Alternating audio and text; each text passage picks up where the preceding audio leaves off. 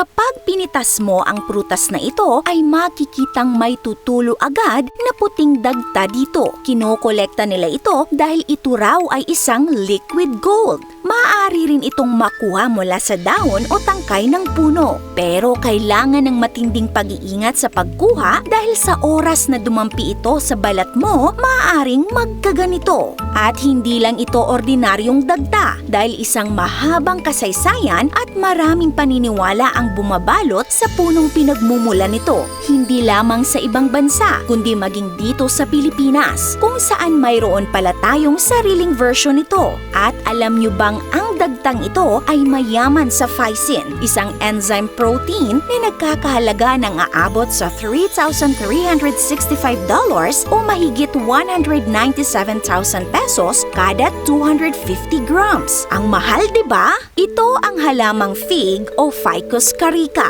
Isa ito sa mga pinakaunang puno na cultivated sa mundo. Nagmula ito sa isang malawak na lugar mula Turkey hanggang northern India. At kalaunan kumalat na rin ito sa iba't ibang panig ng mundo, lalo na sa Mediterranean region. Isa itong maliit na puno na ang taas ay naglalaro sa 3 to 39 feet. Mayroon itong malalapad at medyo magagaspang na dahon at bilog na prutas. Noong sinaunang panahon, ang prutas ng fig ay isa sa mga pangunahing pagkain ng mga Greek. Mayaman ito sa calcium, potassium, phosphorus at iron. At dahil sa gana at madaling makuha, tinawag pa nila itong poor man's food. Ibang usapan naman pagdating sa dagta nito. Ang dagta ng fig o mas kilala bilang fig sap o fig milk ay itinuturing na napakahalaga. Kaya tinatawag ito ng ilan na liquid gold dahil sa malawak nitong benepisyo at maraming gamit nito sa tradisyonal na gamot at modernong paggamot. Mayaman ang dagtang ito sa phycin, isang enzyme protein na ayon sa isang market site ay nagkakahalaga ng aabot sa $3,365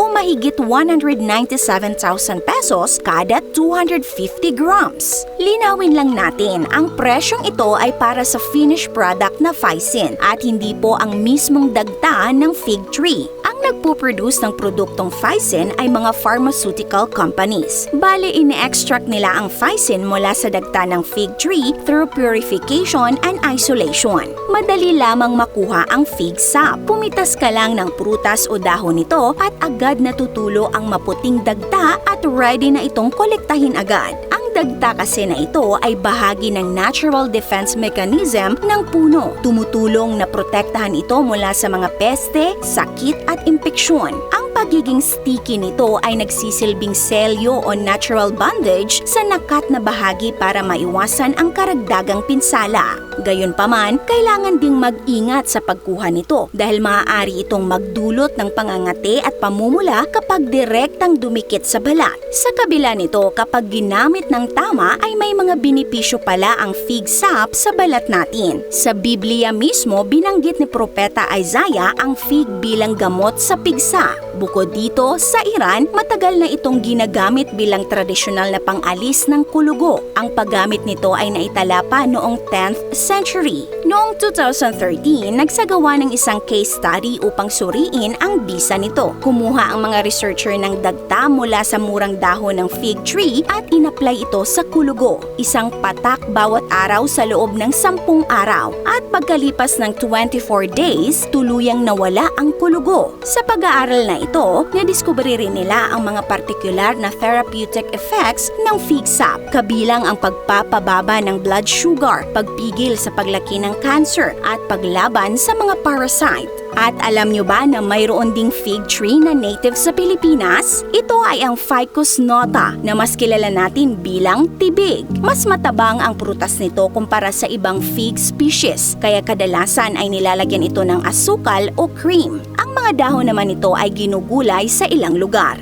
Bukod sa pagkain, may mga tradisyonal ding paniniwala tungkol sa tibig. Ayon sa ilan, nakakatulong ang tubig o katas mula sa puno bilang pampawala ng sakit sa kalamnan, lagnat at impeksyon sa ihi. Sinasabi rin na ang sanga at balat nito ay ginagamit para sa high blood, diabetes at mga sakit sa paghinga tulad ng hika at ubo. Pero sa ngayon, ang iminumungkahi pa lamang ng mga pag-aaral ay ang potensyal na benepisyo ng tibig sa tao, gaya ng pagtulong laban sa impeksyon, pagpapaputi ng balat, pagpigil sa abnormal cell growth at pagkontrol sa uric acid. Maraming posibleng benepisyo ang matatagpuan natin sa kalikasan, ngunit mahalaga pa rin ang tamang pananaliksik para masiguro ang ligtas at epektibong paggamit nito. Nagustuhan niyo ba ang content natin today, mga ka-awesome? Kung oo, mag-comment ng big yes. This is Ate O from our Republic. Hanggang sa muli and stay awesome!